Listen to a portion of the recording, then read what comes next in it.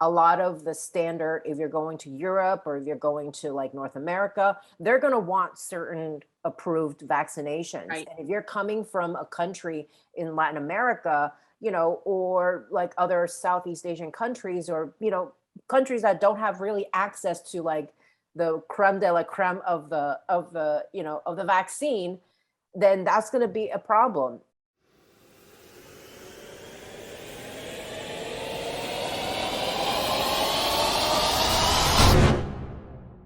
Welcome, everyone. This is Cindy.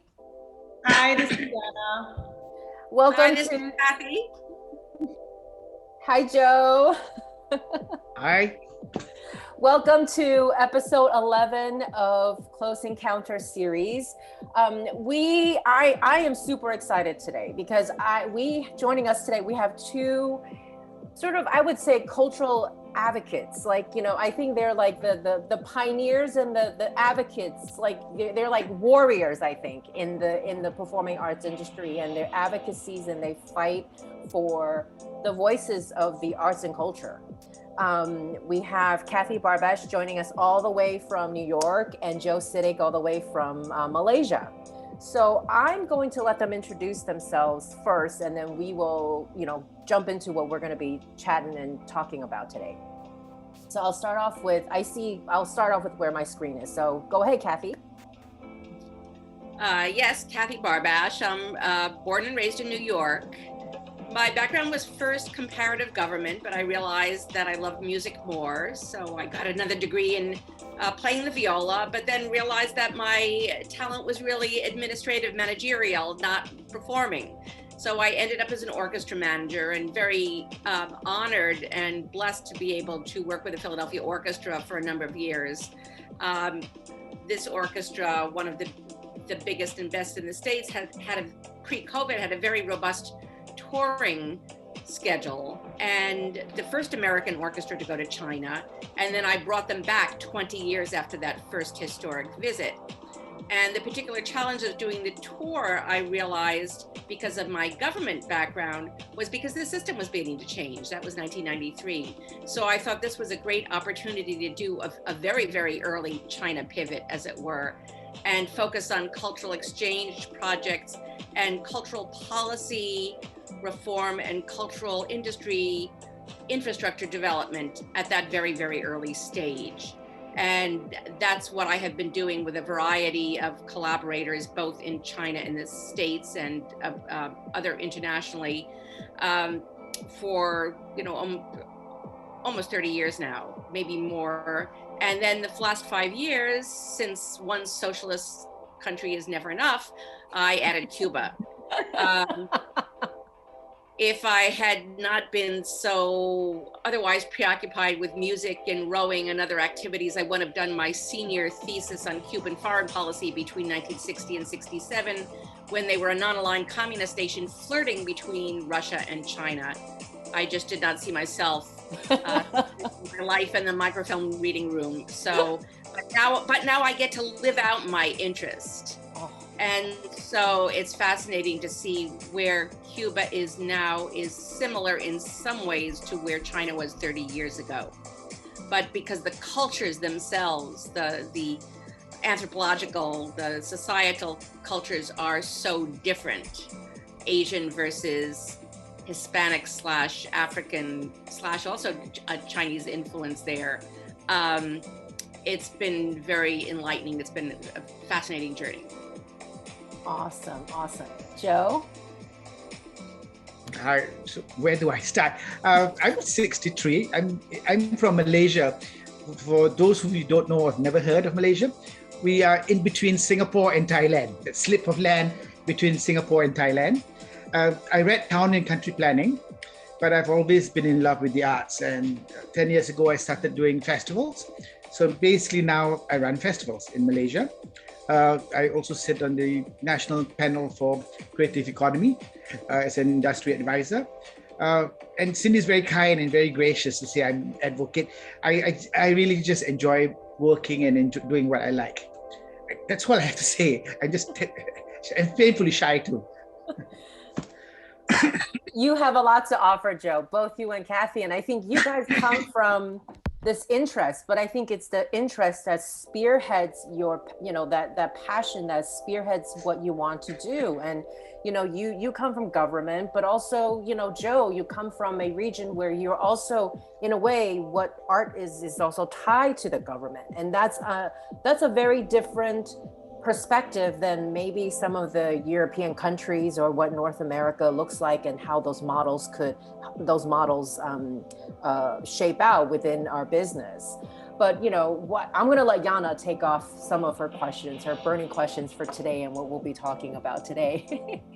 Yeah, actually, I'm going to start with one question which picks up a term I've heard a lot within the last, 16, 18 months, which is the new normal. I mean, it was out there before, but it just got a new frame and a new content during this whole pandemic. So my question is, what would you both consider to be the new normal, referring, or when it comes to the performing arts scene? And there's no right or wrong answer, Oh, no. It's just, it's just been, that word has been so used, right? Like globally, and this is why we wanted to talk about, because it's been from every single industry, everyone, the news, the tagline is the new normal. What is the new normal? And then, and for us, it's, what do you think?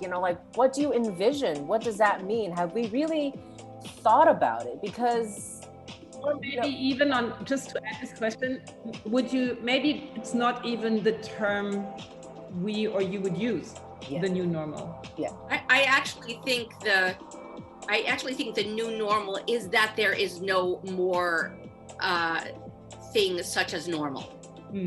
Yeah. Normality has disappeared. Yeah, I agree. Because there's no stability in there are no assumptions we can make anymore, because there can't even be any more normal, because the ground is not steady under our feet. So we don't know whether people will come back to any kind of performance, what performances that they will come back to. Number one, can they afford to come back to performances? Number two, do they feel comfortable, safe coming back to performances? Number three, given the trauma, the world trauma we're experiencing, what do they want to experience? Do they want to experience it passively? Do they want escapist, something to take them out of themselves? Do they want something that's going to engage them, that they have to react to? We don't know what that is, and also no new normal, because we don't know how to, we don't really know how to plan. The conventional, shall I say, arts organizations in the United States, some are going back into venues, but some have to go back into venues that are, that are widely spaced and reduced capacity. Others that have the ability to perform distanced just by nature of what they are, a summer festival, etc., are less impacted. Others are learning to do activities outside where it is safer. And so there is more, I wouldn't call it normal, but there is, maybe the new normal is, there is the realization that they have to be more open to trying almost anything. That might be the closest thing to a new normal. The new normal, knowing that there is no normal. The definition of normal would be, in that term, a little bit of what we know, or what we have known, or what we refer to. And the new normal is like a white blank page. It's like we have to start from scratch in a way. That the new normal is knowing that there is no normal. The new normal is knowing that there is nothing stable, and that anything could change at any moment. The Heraclitus, you're not dipping your toe into the same river twice, because so Broadway started to reopen. Mm-hmm. And one of the big blockbusters that draw, so the worry is, will the tourists come back? And then one of the biggest blockbusters for, not New Yorkers who go to see this, but for out-of-towners, Aladdin opened, and they just had to reclose because of breakthrough infection. So they're now closed again for at least 2 weeks. Oof. So how can you say that, commercial theater is normal anymore? So. Yeah, but I think it's like you said, I mean, it refers to everything. It refers to like a normal schedule. It refers to the people, like the people on stage, off stage, the audience, like everyone. Everything is kind of, well, it's new. Also, United States is probably unique in, because the tension between federal and state, where, there is not a real national public health system. So there can't be a national mandate. And so you have this crazy, insane patchwork of different laws and mandates in not only in 50 different states, but in the different municipalities within those states.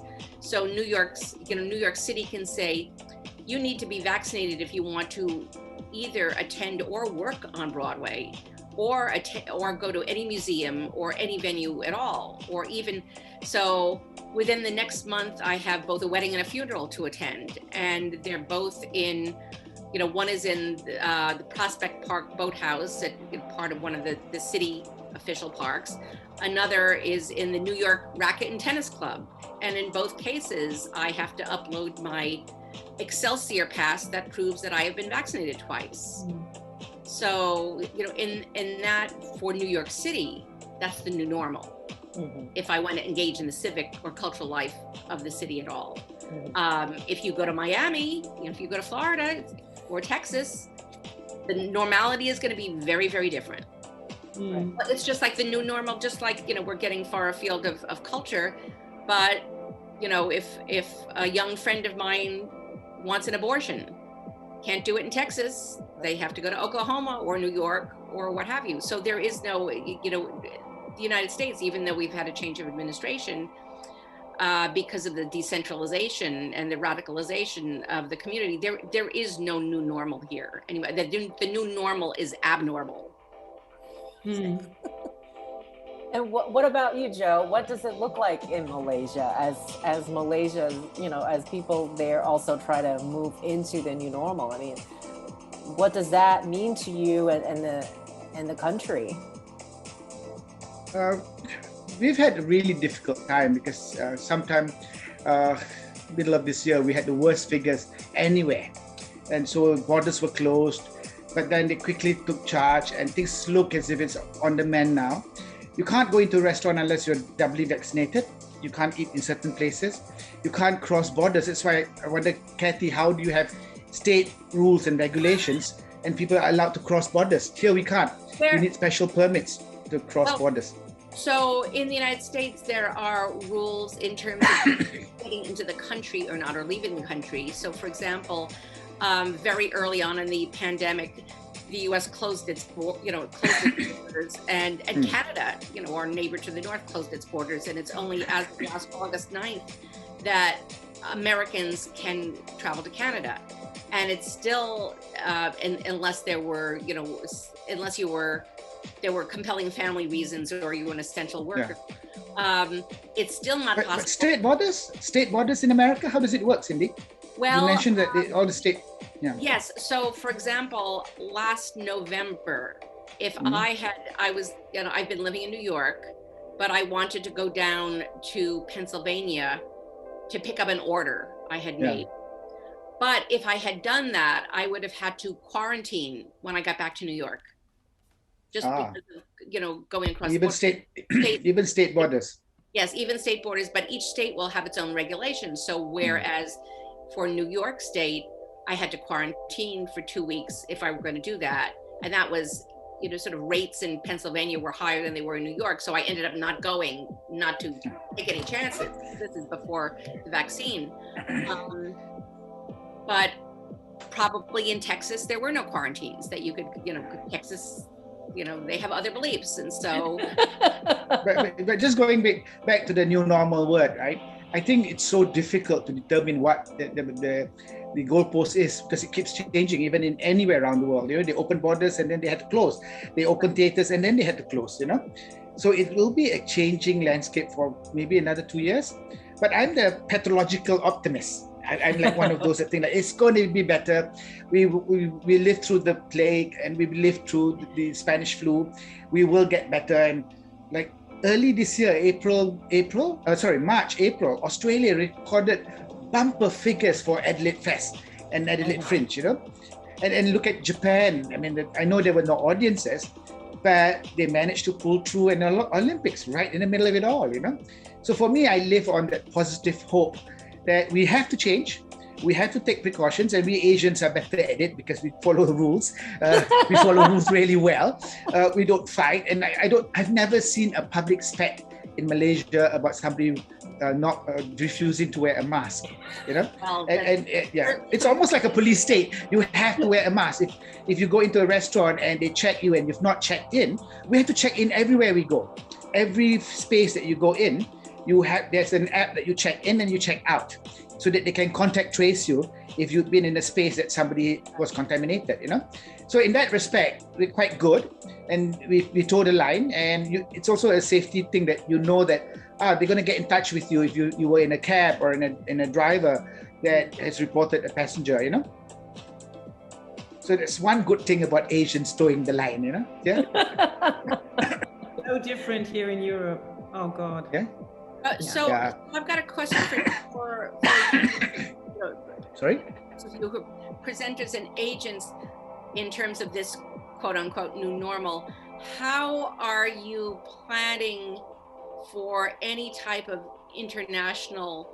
I mean, here we see that China is going to close for another year, and Europe coming and going. You don't know, from one week to the next what's going to happen. Have you just decided, okay, for the next 2 years, I'm not going to try to book anything? Yeah, it's going to be difficult because it's a risk that, it's a risk that you take as a producer. Yeah. Because what happens if you book somebody and you've paid your deposits and the doors close, So I think all the producers in Malaysia, even with local shows, are terrified. We're now allowed up to 50 to 70% audience. So it is getting better. But I think all producers are afraid of international shows. And the government is giving huge incentives for you to do local. It's local. So if you spend money on any local productions, and I must say the Malaysian government has been brilliant. They've been giving out sustainable loans, grants, and now they're giving out grants for people to work on new work, So the last 3 years, 2 years, 1.5 years, they've given out a lot of money to the arts, which I was quite shocked. For a country that never put arts in the top 5, they have really given money to the arts industry. Yeah, I mean, for me, I specifically move artists across international borders. That's really what I do. And I just got one of my artists into Taiwan, and that was not without going through a few hoops. It was he is Taiwanese, but don't hold a Taiwan passport, only a US passport. And Taiwan is also, all the Asian countries are super, super strict. So Taiwan right now, same thing. You can't even enter with a foreign passport. Right. And we had to go through special visas that he applied, which we didn't know whether that was going to go through or not until the very last minute, because the government had stopped the processing due to COVID, and there was a delay on it.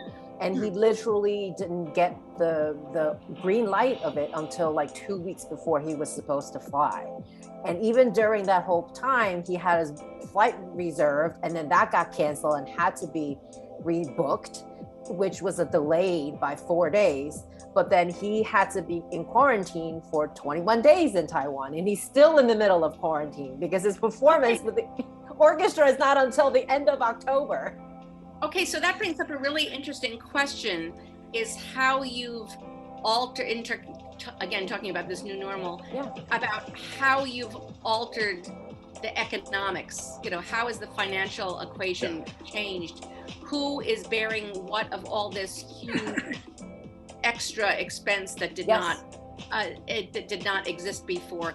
How, do you have a sliding scale, and how that hardship is shared between you, the artist, and the presenter? Yeah, absolutely, and it's a shared cost. Yeah, it has to be Yeah. I mean, I don't know, like from my side, the shift has not been done yet. We're still in the process. It's still processing. There is a shift, and everyone is, I mean, it adds everything Cindy just said, or what you just said, Cathy, it adds up to the budget. I mean, that's one of the main things that's happening, like the budget goes from here to there. Also, what I like in Europe, as long as you can stay in Europe, people are focusing much more on the possibility when you go from A to B that you can get back to A without using a plane. Yeah. And be able to cross the border within, let's say, 12 hours. Because if there is like any kind of, like regarding, you have to be back home in time. So that's another thing, like it's the budget and it's also the touring scheduling. Like you don't go too far from where you can go safely back to. So America, for example, I booked my first flight in 2 years for January. Everyone knows I was sitting in a bar and I booked a flight and everyone I booked a flight because I was so happy. But they start and that's the ban for Europeans will go down in November. But honestly, who knows if I can go back the way I plan to. I hope so. But I booked a flight, like a ticket, which is easy to rebook. Right. It's not the cheapest ticket I could get. So the budget, and here we are still in a process. We are processing, like what you said, Cathy, like the question is who's covering those costs, the extra? Yeah. Right. We don't know. Everyone does it differently right now, but there is not a common sense of rule. I think it's still something that establishes itself because in Germany, for example, is trying to get in artists from the outside, at least for next year. They are trying. There's not but this year is still very hard because I got a free all expense thing to Kazakhstan and Hong Kong in October. I had to turn down because you had 2 weeks quarantine there and then you come back. It's almost a month of your time and not many people can afford to switch off a month, from not being where you are. If you have some, I just had a question yesterday, like for a light operator, not a light designer, because they're so desperate of operators. Everyone, like right now in Europe, everyone is working like crazy. So the prices, like their daily rates, just went through the roof. I was like, I couldn't find anyone, and by the time I found someone, he said, "Oh, this is my my price per day." And I was like, "Oh, that's a lot." And he was like, "I can find someone else." And I was like, oh, yeah, you're right. Well, but for quote unquote essential services that are demand, whether it is a lighting designer or a contractor who's going to do your home renovation, or even new refrigerator, that supply chain, whether it's for labor or for products, that has definitely been affected. We're seeing that across the board here in the States. Yeah. But another question in terms of the international travel and having the appetite or deciding to take the risk to do this, what is the situation with vaccines that are honored or not honored? Because I'm advising this wonderful Cuban modern dance company that I would highly recommend everyone book. It's called Malpaso Dance Company. They're independent. And they have been able to get the Abdala, the homegrown Cuban vaccine. And Cuba, has a very good health system. But this vaccine is not accepted everywhere. For example, they have a tour coming up booked in the United States, but so far all the venues are saying that they would not accept Abdala. It has to be one of the American exams. So they're in the process of figuring out, do they somehow get across the border to either Mexico or Canada and have someone that they can get kind of swoop in with 20 doses of Johnson & Johnson, which is just one shot, so they can, and then sit there for 2 weeks while the shot takes effect before they can start a US tour. So I'm wondering what you all are seeing. So same thing, like for me, it's I tell everyone, all the artists, like, and in terms of planning, it's basically nothing is happening. I mean, this case of October, like with my artist in Taiwan, is a rare case that really happened because everything kind of lined up, because he also has, his parents are there and we got him in, and of course it all worked out that that the orchestra was willing to share 50% of the quarantine hotel, and so there was a lot of these things where we worked with the artist, and it's everyone has to give. But this is a very special case. I mean, The other one is, we've got, I mean, I've been rescheduling this. Like, finally, I have Joshua Bell coming to Saudi in January. And that's been like a year and a half in the making, almost 2 years, because of COVID. And of course, with Saudi, it's like you have to be vaccinated. It has to be also a certain approved, like, Moderna, Pfizer. Right. I think the China vaccine is actually not accepted. So like that's going to be a problem too, because every country has different vaccinations, and a lot of the standard, if you're going to Europe or you're going to like North America, they're going to want certain approved vaccinations. Right. If you're coming from a country in Latin America, or like other Southeast Asian countries, or, countries that don't have really access to like the creme de la creme of the vaccine, then that's going to be a problem. And this is starting to present haves and the have-nots.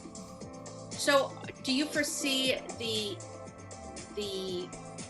agent industry, the aspect of the performing arts industry that are the agents, the people who do the booking, the artist agents? Do you foresee any sort of joint side initiative created that it's solely devoted to sourcing, not really marketing, but sourcing and selling access to the internationally, gold standard accepted vaccines? Is that, do you see that as, just as travel agents that specialized in touring orchestras suddenly became an industry? Do Right. you foresee this other kind of, public health style, a medical, there's instrument insurance, there's Right. touring orchestras. Is there going to be sort of a medical industry in providing, providing Moderna, Pfizer, and, well, especially Johnson and Johnson, because that's the one. I think that that's a possibility. I mean, I think the thing is, the idea of agency booking, that model is a very it's a very American model, right? Like, as Cathy, like working with China, Cuba, and other these international, non-Western countries, like the idea of like a pure agency that model doesn't quite exist outside of North America and some of the major European countries. So, I think in that sense, I think the other countries would probably provide that more as like, they'll think of that as a service. Maybe that's, again, like part of this whole new normal. Like, that's something that we all have to think about, and that could be something that's going to start popping up as a need and a necessity. Whereas, like, I think, I've been speaking to so many of these agency colleagues back in the United States, and they're just trying to move forward. And all they're thinking is, how do I reschedule all the dates that the roster of 20 artists got canceled? Like, Right. That's their focus right now. And I would like to hear Joe quickly, but I have a challenging question. I totally understand what you say, and I agree. Because we have a different, an additional discussion in Europe when it comes to the vaccination and who is vaccinated and who's not, and do we force people to do so? But how is it like in Malaysia? Because I think your situation is, you said before that how many people are already vaccinated in Malaysia? I think we've got 80% that's single vaccinated, and I think over 60 or double. But like Cathy, I think we all just have to play all the roles of finding the solution if we wanted to bring a show. I mean, if I wanted to bring somebody from anywhere next year, I'd find a solution with the agent or the producer and say, look, this is our joint responsibility. I want your show. I'll do my side and get the paperwork or the government. I mean, it's how much I want a show. And I was actually reaching out to somebody from Lithuania for a project for this year, just because I'm crazy and I think it will work, But it is actually both responsibilities on both sides. That if I wanted, or if you want to sell the show, you help me from your side, and at my side, I will look at how I need to find a way. But I certainly won't go into the business of medical insurance or whatever. But I'd find the solutions, Mhm. But Malaysia, at the moment, we don't have any foreign shows. No one's coming in. No one's even going out for performances, you know. And I think the risk of producers taking on when the government says suddenly no shows, and you can't have an insurance. We don't have the Western standards of insuring an event. I don't think any of the Malaysian events have ever been insured that way. We got the public liability thing, but not in case an event is cancelled, you know. So are people, how are audiences reacting, domestic audiences for domestic performances? Are people coming out to attend performances? I think even if I had a show in April, which we were limited to maximum 150 people. It was a classical concert, and we had 150 people that bought tickets. So I think like anywhere, even like the Australian example, people will want to come out and want to support, but there's also the public who's a bit nervous being inside the theatre. It is easier to sell things that are not in a space or a cooped up room. So I think theatre performances in closed, restricted areas, people are still nervous about it, you know, because you are hearing stories. But recently they opened the doors to an island, a holiday resort. Suddenly today the news is 50 staff from that hotel has got COVID. So then the repercussion of that will kill the whole industry, you know. So this is what's going to happen that's why I was very pleased with the Olympics, that there was no negative repercussions, no negative news of it having spread virus, and nobody mentioned about anyone catching the virus while they were there. Right. You know, they were detected even before going there. So that's the bit of good news from Japan, you know. So maybe we need to learn from Japan. Go ahead, Yana. Yeah, I have a question, because I think my personal opinion is that we need the vaccination if it comes to theaters domestically, if it comes to traveling, touring, anything. I think there is no chance to go back to not new, like whatever kind of performing arts scene, as it were, without a vaccination. At the same time, we have a huge discussion here in Germany where people say, we go like, we have 3G. You either need to be vaccinated, recovered, or you need to have a positive test. No, a negative test, of course. So, but now Hamburg, for example, a lot of locations started to go on 2G, where they say you need to be vaccinated or recovered. So the only testing doesn't work anymore. You need to have. And this started this huge discussion here where they say, oh, you exclude people. We exclude people from bars, from restaurants, from theaters, because we exclude people who decide not to get vaccinated or who cannot get vaccinated. I mean, that's another group of people, because I know a few actually who have like an autoimmune sickness who cannot get any kind of vaccination. So yeah, of course, we would exclude these people from audience, but at the same time, just, I just want to hear your opinion on what, if I have an artist who says, oh, but I don't want a vaccination, I decide not to. I think because of the nature of the disease, it's a public health issue. And I think there should be no exceptions. It's just that, we don't allow children to enroll in school unless they've had polio, their Tdap, etc.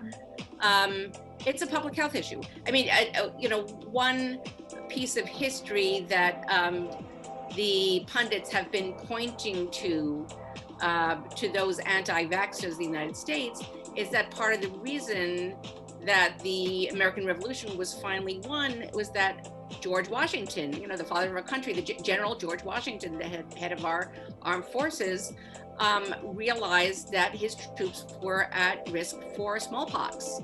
And in Boston, he had his troops, he had the US Continental Army vaccinated against smallpox. He just said, do it. This is what's going to have to happen, because otherwise we're going to have no army left. And so it's the same thing. It's an existential threat. So it's just like the other required vaccinations. But how do you enforce that? I have a factory of 23 workers. Everybody wants to be vaccinated, and almost all has had double, except one staff who says that I got a medical condition and I could not force him, and I didn't want to force him because he says he has a medical condition, and it is a health risk because he can bring it to the factory, or he is not able to service the customs or go to government agencies, because you can't go into a public building now if you don't have a double vaccine, So it is a problem. Right, but so for example, United Airlines just recently, the CEO of United Airlines just said, do it. There's going to be no exceptions. You do it. You don't want to do it. God bless you. We'll give you your severance pay. Find a job somewhere else. So my my daughter is expecting her first child in December, and her in-laws are anti-vaxxers. And so it was going to be very, very difficult because she's a lawyer. She's adamant. It was like, no, you're just not going to see your grandchild or visit me or anything until that changes. But workplace mandates. There were, where these two people worked, there were finally mandates that they had to get vaccinated, and they could not afford to lose those jobs. And so they held their noses. They got vaccinated. I have other, shirt-tail kin, as we call them, where they're just kind of off the deep end and they have not vaccinated their kids and for anything, even before any of this, and they homeschool their children. But we have that lunatic fringe in the United States, unfortunately, and that's, we had one of the, you've seen that flag, "Don't tread on me," which used to be the American Revolution flag, and now it's used by the anti-vaxxers. "Don't tread on me," don't you dare make me. I can't understand the psyche of Americans. We laugh here because here we just throw the line and we know it's for our own safety. Here we cry. So everybody wants. We cry in despair. That's a whole other conversation, but it's But in Malaysia, you're right. It's about the government taking stronger mandate position of saying, look, we're going to mandate here that you can't go into these places, or you can't have. So you have the right to refuse entry for somebody who's not been vaccinated. Right. And so the things I think that's happening within the cities and with the states, for example, California, who just, their governor just survived very handily a recall election. I know. And next year, I think as early as next year, there are going to be vaccinations for school children, before they go to school. It's great. It's great. They're really, really proactive about it. But the thing is, going back to your very first question, is it's not only about vaccinating or vaccination, but it's about the right vaccination. And that just adds something to the problem. Because like for me, for example, I have AstraZeneca first and BioNTech Pfizer second. So I have, in Germany, we call this the cross vaccination. Right. And I know that there are countries who say, oh no, she can't get in because I'm not considered fully vaccinated. Right. It changed now because it's still, but I was like, oh, well, this is interesting. So I have 2 shots. Mm-hmm. I'm healthy and I still can't travel to certain countries. I don't want to go there. It's fine, but that adds a challenge because if you live in Cuba, as you said earlier, and that's the vaccination you get. So right. What do you do? What they're trying to do is find some way to get 20 doses of Johnson & Johnson, which is it's a single. That just adds another task to the production manager list. Right. Yes. and gets get them to Mexico. Probably they'll go to Mexico. Is going to be the easiest to get That's to. Extra travel, extra costs, extra. Right. It's something that we all have to keep in mind. The same, like, okay, where do you go? What's the quickest way back home? Do you keep that in mind while booking your, the flights? Don't take the cheapest one, which is not refundable, for example. Right. The also is, I don't know what insurance companies are doing in terms of, force we all signed those force majeure clauses, and we all laughed, and laughed when we saw the language about pandemic, and here we are. No, but you see pictures of China, millions of people mingling out there with masks, and with their Sinovac vaccines, and yet will the Western world stop the tourists from coming in if they're from China, knowing that it is income next year? What's going to happen to the tourism industry? Well, in the United States, there are many other fraught issues with China at the moment. So I don't know whether some of that will play into it. I think not the States. I think the States is never dependent on Chinese tourists because of the China-America thing. No, but certainly in Europe. Not tourists, but interestingly enough, a very large percentage of the foreign full fee paying, full tuition paying students at universities have been Chinese. And also investments, and also physical land, real estate investments are a lot from China too. Right. So certainly we're already seeing a change because of what's been going on in China for the last 2 years and what's going on now with Evergrande, et cetera. You're seeing that most of the American funds are not investing in Chinese companies.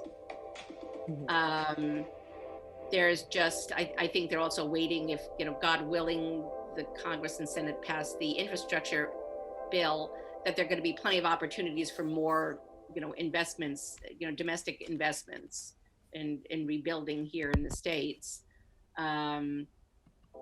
But, it remains to be seen. I mean, the business community is divided. There are people who, have not given up on engagement with China. And then there are others who do think, that we have to be more inward looking also. So there's the jury's still out on that.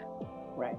Again, it's a complex issue. It is. And I mean, this actually, we keep thinking about, like, there's all of these logistical new normal that we all have to deal with. And at some point, and I think because the science is still trying to catch up. And so before science can catch up, the policies are very transient. They're going to constantly change, for sure, for like the next 2, 3, even 5 years, right? Before the science can fully say, okay, we know now that we just have to get this shot every single year and we're going to be fine, just like the flu shot. And I'm thinking that's where we're going to be at. But before that, I think all of this is going to be very messy. So I'm already thinking 3-5 years down the road, like once we now have established that, we talk about the new normal, but are we really creating the new normal, or do we think like bad habits are going to kick in and then you're just creating a new normal, which includes the bad habits? I think it's like the travel industry, right? With 9/11, everything got stopped and that changed. But then past a certain period of time, everyone kind of just had amnesia and forgot all about it. Right. And that's I guess, I think that's sort of like what I'm thinking now is like, because, like you said, Broadway is back, the Metropolitan Opera House opened finally, after 18 months of being shut down. And even over the summer, people are going back to performances. And then in August, there was this whole, New York concert at Central Park, and you see all these people. There was 10,000 people at Central Park, even though it was outdoors. There was no social distancing whatsoever. The only difference is that people were wearing masks, right? So that behavior, I guess that I'm just curious, what are the people's behavior now? I think that's going to depend on the course of the pandemic. We're not going to know what the new normal is until we know the public health situation, because if it comes roaring back again with a breakthrough with the Delta, et cetera, we're going to go back into, those states who want to protect their populations will go back into lockdown. Those who don't, like in the South, they'll continue to, what we call it, the Darwin Awards. The Darwin Awards is the people who will the people will die because of their own idiocy, so their dumb genes will be passed on. It's the Darwin Award. I mean, there's even, I won't go into the politics, the insanity about, they want the pandemic, the pandemic is now they're gonna say it's, they're happy to have the pandemic because it's going to eliminate Republican voters because they're going to die because they're not going to take the vaccine. It's craziness. Oh, God. So there's the new normal that way. There's the new normal of what people will be interested in seeing after. It's kind of, you have to look at what happened to the arts after the plague in medieval Europe. Do you get the Decameron, or do you get bread and circuses? What do people really want to do? So I I want to quote that. So I was in a meeting, I'm on the National Committee on U.S.-China Relations, and we were talking about all these, fraught relationships and what's happening going forward. And someone had a very good point, and they said that, we need to be aware of the fault lines in the politics, in the ethics of engagement, such as, Tiananmen, trade, regional securitization, escalating supervision, all of that, especially in China, and that we should not expect to be able to change things, but we just have an obligation to make sure that the issues are known. So that's another whole thing, what is the appetite for engagement in places where there are, fraught situations? I mean, yes, you've got Xinjiang, you've got also what's going on in Cuba. I don't know if you've been following it, but as of almost a year ago, the cultural community especially has been rising up and demanding better and different of its government. And as of this July, that spread to the population as a whole, where because of COVID, yes, the embargo for 60 years, et cetera, but because of COVID, they lost their current source of any hard currency. And they had a botched attempt at currency reform. And as a result, there are shortages in food, medicine. They can't even get aspirin. And so people are dying left and right because of this. And one of the cities just, they said, we can't. In one of the cities near Havana, people just took to the streets, and because there's internet now, the rest of the country saw this and they took to the streets as well. And so this was a huge shock to, even more of a shock than last November to the government that struck back. But there's organizing going on now, and the leaders of this movement are the cultural workers, the theater workers, et cetera. Right now, they're trying to be sensitive to the pandemic situation. So they're waiting until the international borders of Cuba open up again mid-November. And then on November 20th, there's a general action, a march call for the country from all those who want the government to reform itself. And so at that point, do you go to Cuba? Do you not go to Cuba? Do you engage their musicians or their performers? Do you only engage the ones that are independent? Are you going, in this United States, are you going to be able to get a visa for them? Yeah. Because during the Trump administration, they wouldn't even give interviews to people who were Cuban. And can they come because of the vaccine situation? So it's very complex. But I think it's interesting also, I mean, it's very complex, as you said, but isn't it true, kind of, that as long as people are in the need of change, they change something? Well, that's certainly. Well, not Cuba, but I've got to plug in, so I'm moving. Okay.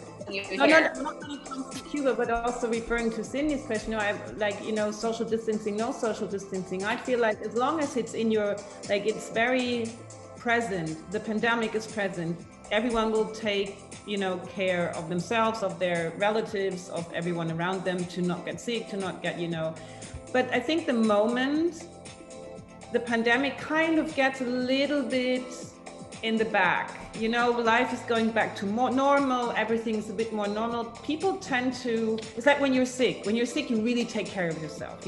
You drink healthy, you eat healthy, you take everything. So the moment you feel better, you leave your scarf at home, you drink, you drink a wine once in a while, and this becomes more and more and more the longer the sickness is over. So I'm just thinking, I think it's also human to not get, to change something as long as you have to change something, and then keep what you like, just to say that very, to use a very light term.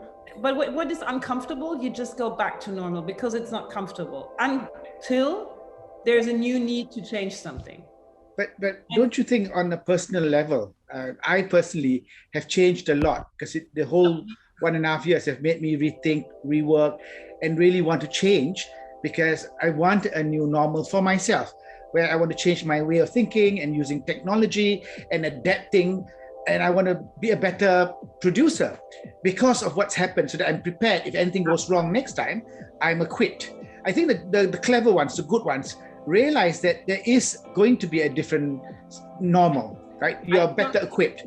You shouldn't go back to who you were if you were not the best, you know? And for me, my life, I just had a long talk about it yesterday, changed a lot, I have to say, anyway. But a friend of mine said something, and that's why I was saying this. And she said to me, you know what? Something really awkward is happening. It is, and I never thought this could happen, but things are going back to normal as they were. Not for everyone and not in general, but she was completely like, oh my God, I never thought this could be possible, but I see things going back to normal. And I never, like she said to me, she was sitting here and she said, I never thought that could be.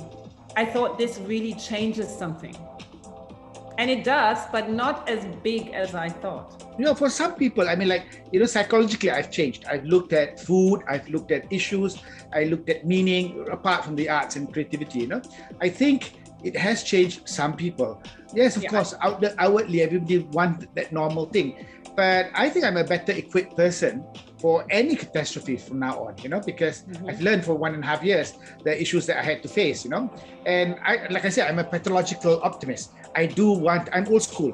I can't have AR/VR type shows or whatever, because I want real tactile thing, touching. So, but I do want to change. I want to use technology that I've seen working in this last 1.5 years to benefit my work. So I feel as if the new normal is a good new normal for me, because I want to adapt. My neighbor, she has a daughter and she's 4 and she loves New York City Ballet. She could never go because, you know, they cannot afford to go to New York and pay even the flight. But now she can watch New York City Ballet, and not just one video, but she can, you know, she can attend classes, she can do all that stuff. This is something that came out of the pandemic, which is absolutely fantastic. And I think a lot of that is going to continue, because I think I agree. I think that they will, I think even though they will try their best to monetize what of that they can, that they realize that access is so important. Also, there has been a sea change in some respect in the United States because of the aftermath of the George Floyd murder and the Black Lives Matter. That's really, you know, yes, we still have our, you know, the horrible racism situation in the US. It's a little, you know, it's still more regional, you know, it's still, you know, in the South did win the Civil War in many, you know, in some respects culturally, you know, it did, that's another issue that, you know, the South should have been should have been occupied territory for 5 generations to root out racism, is what should have happened, but it didn't. But anyhow, there is, among at least the major institutions nationally, a real reckoning with engagement, you know, with, you know, diversity and inclusion, equity, diversity, and inclusion. And so everyone is racing to add people to the staff to deal with that, but to deal with that in a very real way. I mean, for the first time ever last week, that Black living composers' work was presented at the Metropolitan Opera. I saw that, yeah. Opening night, first time ever, opening night or not, and a huge success, and a huge, you know, sort of the organization really had to reckon with its past. You're seeing, you know, on the airwaves, the Black classical composers that were ignored or fetishized for many years are now getting played all the time, not just during Black History Month. So that, you know, there's going to be more Black theater on Broadway than ever before. So we are seeing changes in that way that don't really have, you know, not a result of the pandemic, but as a result of the other reckoning that's going on here in the United States. Maybe it's a kind of a result, because I feel like people got a bit more, well, some people just have a new connection towards their sensitivity. because this whole, getting shaken up, nothing is like you thought. Everything, like what you said earlier, Cathy, like the ground we were all standing on just literally got shaken, and it did something to people. So I feel like sometimes when I look even at my group of people I see every day, some of them are more close to their, I don't know, feelings, or they're more sensitive. It made them more aware of things. It made them more, I don't even know if it's, being stuck at home and not being distracted all the time. I think it's with the US, it was because of technology, and it was because of people, sort of citizen involvement in, citizen activism, just giving testimony, as it was. And so while this was going on, there was a teenager who thought to turn her cell phone camera on. And it was only because this was, you could not look away and pretend this was not happening, because it was, because it was documented. Now you'll always have the crazies who say it was fake, but those are the same crazies that, what's happening in the United States is in these anti-vaxxer, heavy regions where the people have really been brainwashed. People are still in denial as they're dying. They'll say, I can't believe this is happening to me in their last breaths, or they'll say, this isn't COVID, this is cancer. Because they just can't, they just can't bring themselves to admit that this is what it is. But that seems to be, so it's interesting, during history, especially US history, during periods of deep technological change, there was this tendency for these extreme religions to take root. And you'd have what's called the burned over area, where the revivals, religious revivals will come through. And for example, the Mormon religion was a reaction to some of this, kind of post-industrial revolution. And so this, these cultish, cultures that were seeing the anti-vax, the sort of homeschooling, the survivalists, etc. In some part, I think, is kind of reaction to the technological revolution that we've had with internet and AI and VR and the rest of that, where we're going into a post-industrial society, and the population that was formerly employed in assembly line jobs, service economy, etc., is not equipped to move on. So they don't know how to make a living, and then they resent, those people who have higher education. They feel condescended to by the so-called coastal elites, and that affects people's, how they live their lives, but also the entertainment they see. Well, people also, they want answers. I had this discussion a few weeks ago where someone next to me said, COVID is not a virus. And I was like, oh, it's not? So what is it then? I know. Or a flower? And this was a woman, and she said, she was laughing. She was like, it has never been isolated. And I was like, oh, and you're a virologist? Or where are you? She was a school teacher. I don't know. And I was like, oh my God, this is really, but the thing is, I realized on her, she was really happy, and she was because she had an answer. For her, it worked to say, that is not a virus, so it cannot be dangerous, so it cannot kill people. So my world is fantastic, and I live a happy life ever after. And I thought, oh, that was easy. For me, it's not that easy, because I cannot see it that way. For me, it's more complex, and it's more difficult to deal with the whole situation as for a lot of people. But if you look at it from her perspective, there's nothing to worry about, really. So in Europe and the rest of the, in Europe and in Asia, how much have those able to technologically to trace disinformation campaigns? Because, in addition to the just political leanings of a certain part of the US population, those more socially conservative, etc., we have been the targets of very, very sophisticated disinformation campaigns from the Russians, really. It is traceable. And so a lot of this, this mass mania of, yes, they're putting the chips in us when we get, that one. Heard that one a lot. I'm just wondering, definitely the propaganda has been, these disinformation campaigns have been productive, but I'm wondering what of that you're seeing where you are. In Malaysia, we have this Muslim fanatics who say, "Oh, God will protect you. You don't have to go for vaccines." So it's been the fundamentalist Christians as well. Yeah. So the government's trying a hard time, but if you look at daily on Facebook when people are dying, and it is this religious Muslim groups that are dying, and people are now really being scared of it. So I think it's not propaganda when you see people posting dead relatives. So I think that's actually scared, because we're heavy online users in Malaysia. Everybody's online. Some of our influencers are better than top actors in UK. Everybody goes online, and the information is quite clear that people are dying.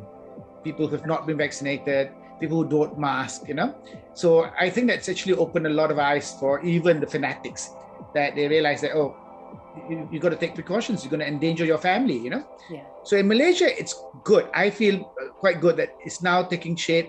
The country's in a better order, although politically it's still unstable. But at least where COVID is concerned, I think they're slowly beginning to get a hold of it. So how have your audience's tastes changed over this period? Like in Malaysia, the audiences, we stopped. There was no shows. There were no audiences. Only recently, about a week ago, they opened up again that you can actually have shows at 50%. And so what were they watching online though? Okay, this is the problem about online. Everybody thinks that it's so easy to go online, but you're fighting off New York Ballet and Sadler's Wells, and you want to charge, and your crappy bathroom type singing will not cut out. So I think it's very, very difficult when it's harder online, because you're fighting off global competition. Whereas when you had your own little local audience, it's easy to sell the tickets. Now you try to sell the tickets to an audience where they have this, for the same price of money, they can see global shows, some free.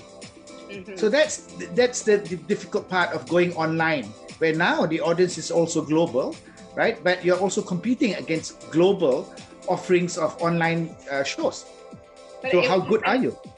So it would be interesting though for international audiences. What are they watching? Are they watching New York City Ballet? Are they watching the Berlin Philharmonic? Are they watching song and dance? Dance dramas from China. What is it that people are watching?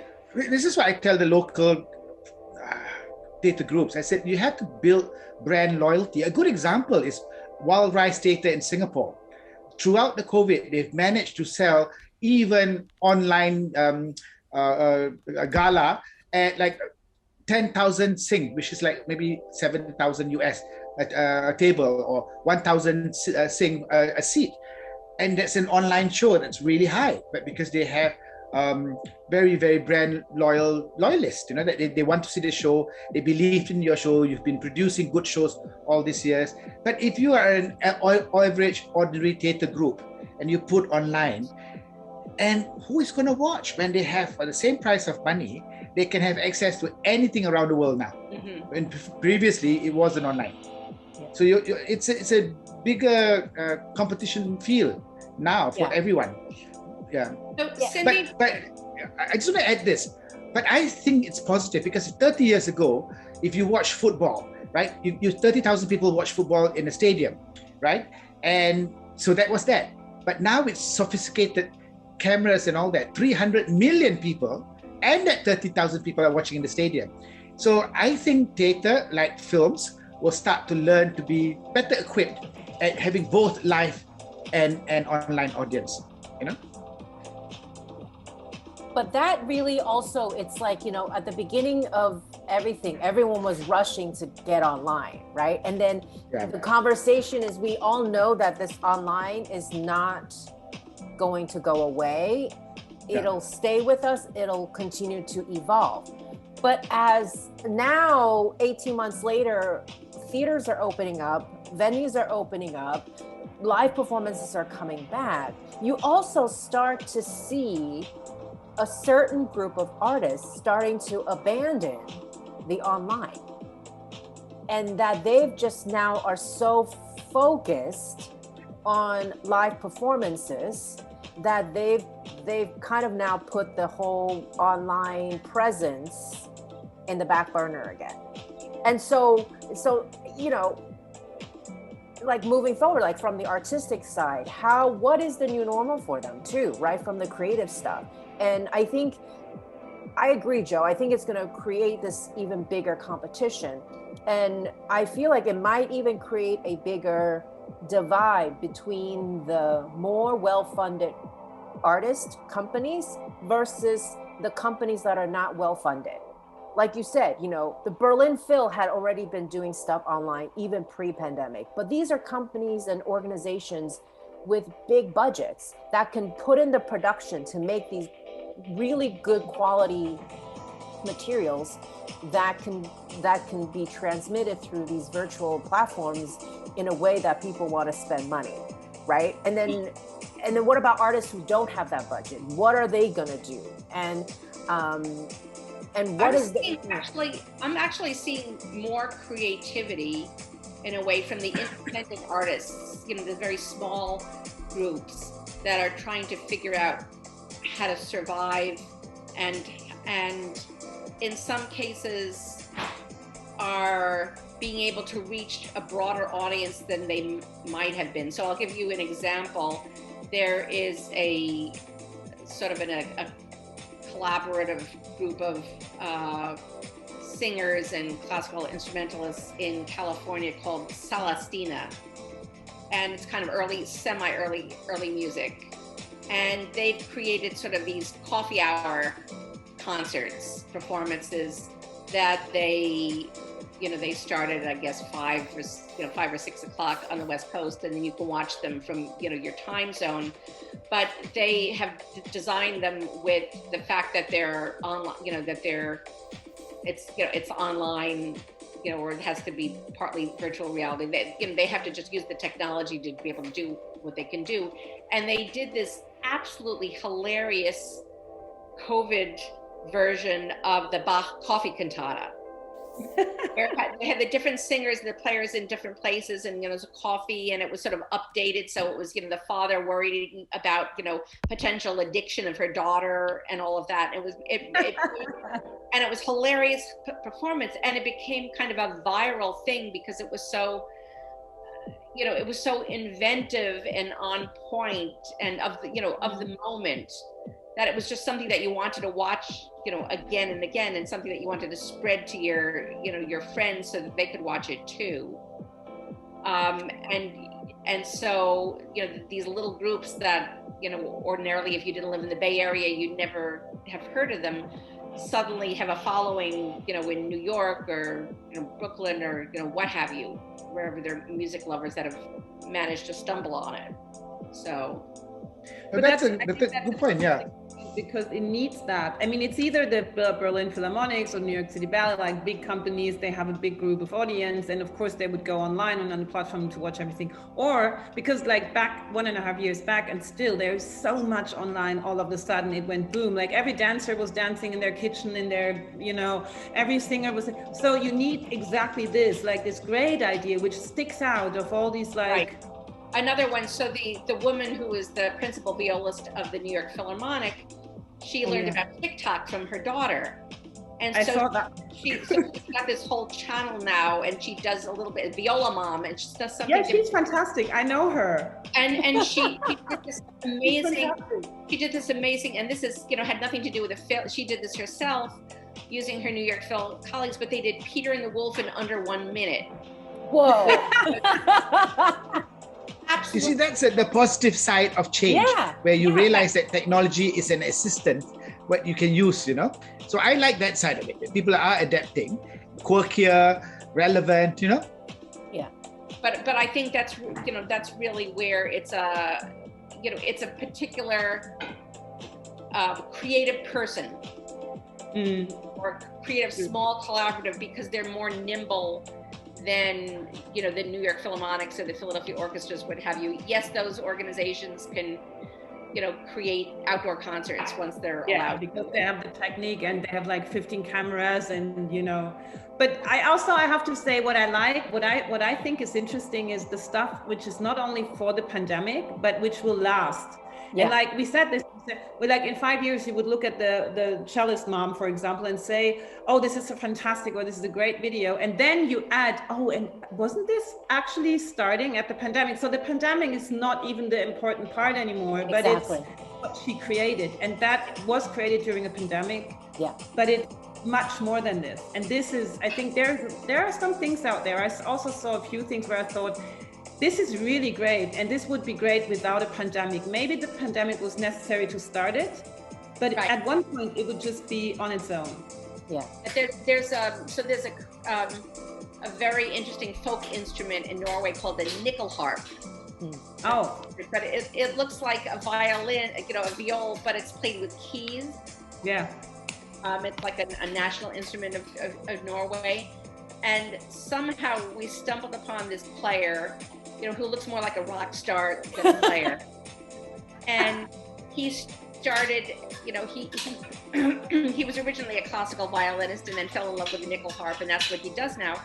But he decided to do this project where he took part of the Bach-Goldberg variations, and he would lay down one of the lines and then invite anyone who wanted to lay down the other track, the other line. Well, that's a great idea. And so every week there'd be, you know, a different one. And it was absolutely fabulous because it became interactive as well. Right. So I think this is really, you know, this is like the new normal really is challenging us to be out of our comfort zone. And to not to be harsh about it, but if you can't get with the program, then you're going to be left behind. I think that's what it is. I mean, if you think about the TikTok and all of this kind of stuff, it already pre-existed in pop culture before the pandemic, you know? And so I think I always like to just address our arts world and just tell ourselves, like, tell everyone, like, we just have to get ourselves off our high horses. Like, really, like, it's just, that's what it is. Otherwise, we're just not going to be relevant, because I think new normal means still, how do you continue to stay relevant doing what you do? And there are going to be artists who's going to say, oh, this is too, you know, this is above my pay grade. Like, why would I want to be on TikTok, right? But then you're going to be at risk of being left out, I guess, right? Not to say you need to do what everyone else is doing, but you have to be aware, whether it's large organizations or small organizations or someone who's just coming out. I mean, I think we have to get off our high horses and realize what is our current situation. And that may be also that new normal is like you said, from the creative side, I'm actually very excited. But you also start to see, you know, the artists that may be left out because they're like starting to kind of go back to what Yana says, that old habit, like, oh, the normal of like what we were doing. They were just so anticipating what was pre-pandemic that they want to go back to that, thinking that that's the new normal. I think there's also, you know, the new normal and old normal and the segmentation of audiences. Yeah. So there's part of the audiences that's only going to want to go to the Metropolitan Opera and see La Boheme. Then there's the audience that is dying to go to Detroit Opera Theater and see the Goethe-Dämmerung that they did in the parking garage next door. But you know, Cathy, you mentioned Darwin, right? I think what Darwin said about survival, it's not the strongest, but the best at adapting that will survive. Yeah, being relevant, changing with the times, you know, even without COVID, we need to change already, you know? Yeah, we need to be adapting to a new world. Forget about COVID, you know, even without COVID, we need to stay relevant in the arts, you know, getting new audiences. Sure. We were all thinking about that even before COVID. How do you bring in new audiences? Yeah. Exactly. So that leads me to this segment that I was telling Yana I wanted to start talking about, is this little idea of underrated or overrated. and we're talking about change. And I want to get everyone's opinion about program notes, right? Everywhere you go, the traditional theater, you get handed a program notes. And this got me thinking. This is like, and then you have people that are just, who train to write program notes, right? Like they are putting programs together, the marketing departments, like I need the description. When people come into the theater, I have a description of what the program is for tonight. And every artist, especially if you're classical musicians, are asked to hand them over the programs. And it made me think about like going to the restaurants, and you get a menu. But now you can't get a menu because of COVID. A lot of restaurants around the world are asking you to scan QR codes. Right. So for me personally, what do you think? Like program notes, overrated or under? I think it's completely overrated. I think we need to get rid of program notes because for me, it's a waste. It's not environmentally friendly, and like by the time the curtains go up, lights go down, you can't read a single damn thing on that program note. I love program notes, but I think definitely program notes optional. I know there are a lot of orchestras that are going to online program notes, so you get your program notes when you buy your ticket. When you buy your ticket online, you get electronic program notes. And I think program notes, some people, different people want different type of notes. Some people just want the first movement is fast, the second movement is slow, the third movement is fast. And then there's some people who really want to know all about the work and, both musically and sociologically. Some people just want to know about the composer. Oh, he loved to drink beer and play Skittles with his friends, down at the tavern, or he was an insurance salesman who composed on the side. What's the story? What's going to get people interested in? Or why do people like this piece? What was different about it? And I think again, it's a segmented audience, and they're going to have very, very different needs. I think it's a missed opportunity if you don't offer them. I think certainly there are greener ways to do it, and I think they can all be done electronically. Yeah, I think I'm for program notes because I love reading when I go home. Yes. And then what did I see? I don't read before the show. I read after the show, and then and I'm an old man and I love program notes and I love to keep them as mementos because I remember times. But everywhere you go now, everything is scanned, it goes in, it's paperless, it's green. There is the need to change also of how we handle paper, the need to have papers all over the place. But I kind of like that old moment. I keep stubs and all that. I'm like a squirrel. I keep all little status stubs and all because I love them. And then 3 years ago, I threw everything away because I was going to be Buddhist and start everything new. and it worked, you get rid of everything and new things come in. It's like weed thy garden, So, but I love picking up things and keeping. And then after a few years, I'll get rid of everything. I think I'm somewhere in between. I was at the ballet for the first time in 1.5 years, last Friday, and I bought program notes for me, and then my mom took them home. I don't know, it just happened. And then she sent an email to all her friends, including me, and she said, oh, you have to read the notes before you go to watch the ballet because it tells you everything about the ballet. And I was like, oh, because then I read it and I thought it was really, really good. I loved not have reading it before because I like the view on the ballet without knowing anything.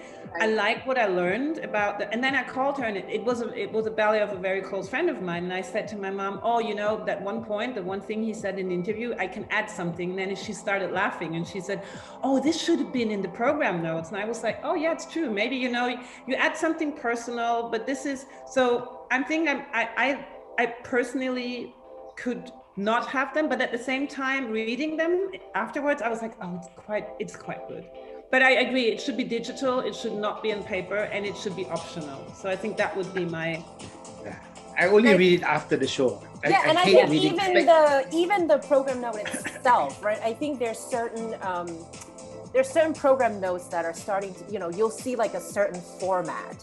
And to me, I think that's bugs me. Maybe that's what it needs to do, is like that needs to just change the format of how the program notes are written, because certain like very traditional Western disciplines of program notes are written just in the same way, or like the Broadway playbill, right? It's just the same format. And maybe that's just what I want to see, is like something a little bit different, Right. I mean, so the Philadelphia Orchestra got funding a number of years ago to try to develop these program notes that would be delivered electronically, that were even almost like a baseball or soccer play-by-play. Yeah. So that's a good one. That's a good one. Yeah. I'm here with this thing, so listen for this. And so I'm not quite sure how that would kind of be maybe distracting, but that that's another way of engaging, right? To tell people what to listen for. Also, I mean, so the Opera Company of Philadelphia had a really brilliant education director for a long time, and what they realized they could do was open up all of their dress rehearsals to the public school, high school kids in the city of Philadelphia. And so they would develop sort of a turnkey curriculum that could be added on to the normal subjects that were required, in the high school. And so, for example, when they took the kids in to see Tosca, they had already, studied different aspects of it, whether it was using math to, how you need math to fit the sets to the theater, or the historical context, European history and what was going on, or health, health class, like, sexual obsession, Tosca, my body, myself. And so as a result, when these kids came in, they were like totally wired. They were totally engaged in what was going on, on stage, in a really visceral way. Yeah. The New Victory Theater, the Children's Theater and Family Theater in New York City has also been very successful, where they'll get the curriculum information on the curriculum requirements for the state of New York from schools, and they're able to do their programming in a way that speaks to these curricula, so that schools can get funding to take their kids to these programs. So it's kind of figuring out how you're going to source support and audience from different segments. Right, cool. Excellent. Well, I so appreciate both of your time today. It was so enlightening and so really like stimulating, educational, all at the same time. Really, again, like for me, I always take something back. I always feel like there's something I can walk away with and just say, hey, I didn't think of that before. Final round, borders are still fairly closed, but we always like to ask our guests, if you could get on a plane, where would you want to go next? Well, New York for me.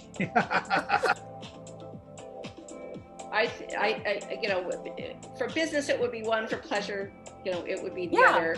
Where would you business pleasure? Well, for business it would be both China. It would be both Shanghai and Havana. I miss both places, deeply, and my colleagues there deeply. Though, thank God, thanks to the internet, we're in close contact in both places.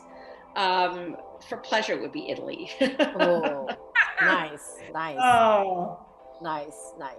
Excellent. Well, for me, I'm actually getting on a plane this Thursday. And I'm going to France. And that's also not easy, trying to figure out how to come back either. Like planning it, like what Yana pointed out earlier. But certainly, I think business, definitely, I think I do miss Shanghai, and that would be, I'm so eager to go back to Shanghai. So that's me. But New York has been a very popular destination for all of our speakers. yeah, absolutely. Since I booked my flight already to New York for January, I would say now Shanghai as well, because I don't know, yesterday I canceled my hotel room for the Shanghai Arts Festival because it was still on booking.com. I was like, oh shit, I have to cancel. And I thought, I wish I could sing it another year. Yeah. I know. Yeah. Well, thank you. Thank you. I await I await seeing all of you in New York in January. For sure. For sure. Next For sure. year. Yes. Well, thank you. Let's make a pact. See you in January. I know. Let's all meet in January. And thank you to all our audiences today for tuning in. We're so, thank you again for your continued support. Please, subscribe, like, and comment below. All our guest info are down below if you want to learn more about them and their organizations. So we'll see you next time. Thank you. Bye. Thank you. Bye. Bye.